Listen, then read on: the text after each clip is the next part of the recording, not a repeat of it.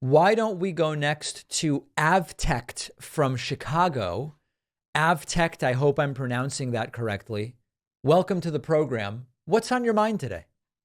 Yes, hey, thanks for taking my call. I love watching a show, but the biggest thing is I'm currently voting independent because Meaning I you're can't voting for who? um Kennedy because I Okay. can't bring myself to vote for Biden or Trump. I've never voted Republican, and I just think Biden would probably die in office, so I can't like vote for someone who I don't believe is gonna be physically there for another 4 years, either mentally or like health wise. Mm-hmm. So it's like I don't know what to do, so I just gonna vote independent this year. And I'm trying to figure this out. It sounds like you're saying politically you agree most with Biden, but you can't bring yourself to vote for him because you don't think he'll survive 4 years. Is that correct? That is correct. And so let's say you vote for Biden and he gets another 4 years and he dies after 2 years and Kamala Harris becomes president. What's the concern? What happens then that concerns you?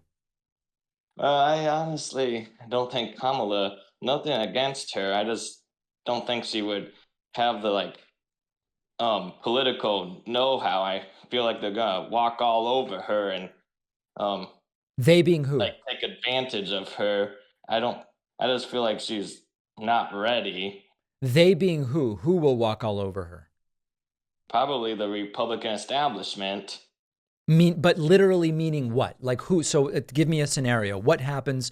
Like for example, Republicans right now I guess they want a border bill. They will still want a border bill under Kamala Harris. Kamala Harris is president. The House and Senate have to pass it. Okay, what? What does it mean they walk all over her? It means they convince her not to veto it or something like that?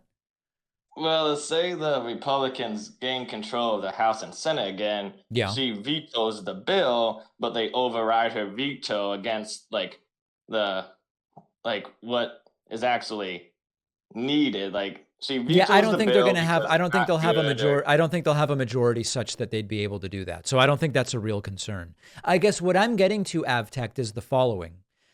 It seems weird to me. Let me put it a different way. Are there issues on which you really agree with Robert F. Kennedy Jr.? Like, do you find him where you look and you say, I love his position on what on what issues? environmentalism. I love his stance on environmentalism. He was an environmentalist lawyer. Yeah.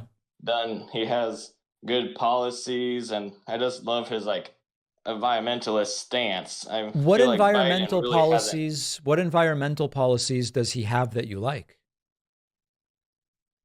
Well, the problem is I haven't really had much time to look into it because the whole situation is just now coming up fast, and Illinois has got the election coming up, and I'm voting absentee. So So hold on I a gotta. second. But so if you haven't had time to look into his environmental policies, how do you know you like them? I just know he's been a environmentalist lawyer, and the other environmentalist groups I follow um, tend to like him and what he's done as a lawyer. The issue But I have is he's done some good work as a lawyer, but in terms of what he's offered in terms of his platform, he wants to give private industry huge leeway to basically deal with the environmental problem, let private industry kind of deal with it and says they're well incentivized on their own to deal with it. To me, that's a scary failed corporatist strategy. So I agree with you that some of the work from his past is good, but I'm a little concerned by what he's offering. Now, here's the last thing I'll say to you, Avtect. To me, I would vote for the person whose policies I agree with the most. And you said that that's Joe Biden. Joe Biden yeah, dies in office. It doesn't change who the cabinet secretaries are. It doesn't change who are the people that are in place as judges, thanks to Joe Biden being president rather than maybe Trump. I just don't really see it as a major concern. It sounds to me like you should vote for Biden. okay, yeah, because yeah, I don't know. I'll probably end up voting for Biden just Yeah. because it just be the easiest thing to do in terms of like policies, and I know him better. But I just feel like his age is what's getting a lot of people, or I just vote Republican and vote against Trump Right. on the Republican ballot. So, All right, Avtech. Well, it sounds like you kind of have resolved it and you'll probably vote Biden. I think that's the right call. okay, All thanks. right. Avtech from Chicago. Great to hear from you. Why don't we go next to Bray from Springfield? Bray from Springfield, Missouri. Welcome to the show. Hey David, how's it going? Going well. Cool. I just wanted to ask about something. I haven't heard you guys mention it on the show, but maybe a month or two ago, you guys changed the intro music on the podcast, and I was just wondering what's your process into deciding to change the music.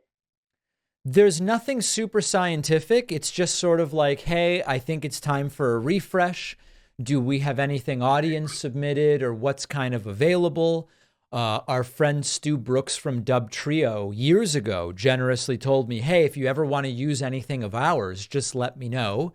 The team looked through the Dub Trio library. We found something we liked. We worked to figure out which little piece of it do we want to use. And that's basically it. There's no kind of like big process, Oh, I see. Well, I knew you were a musician, and I didn't know if you had some part in the producing of it or anything. No. The song we used, it's a Dub Trio song published years ago, and I had no role whatsoever in production.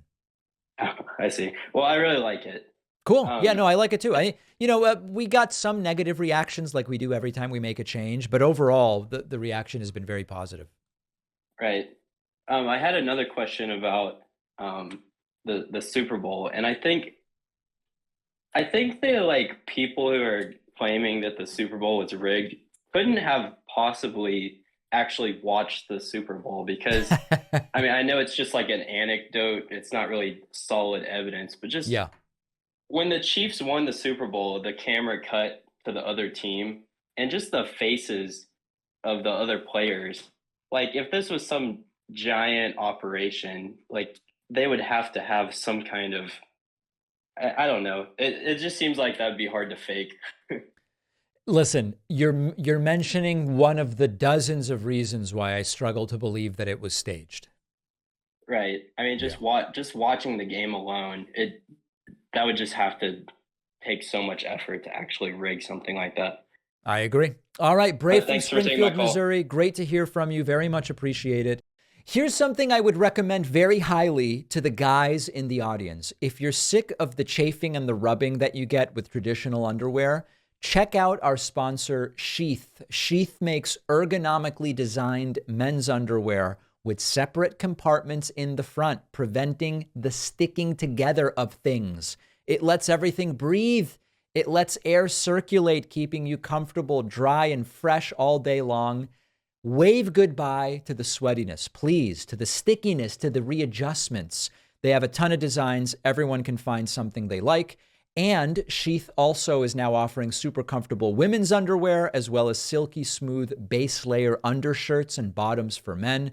With every purchase, you're supporting multiple nonprofit organizations related to mental health, homelessness, Doctors Without Borders. Sheath is a very socially conscious company, which I love.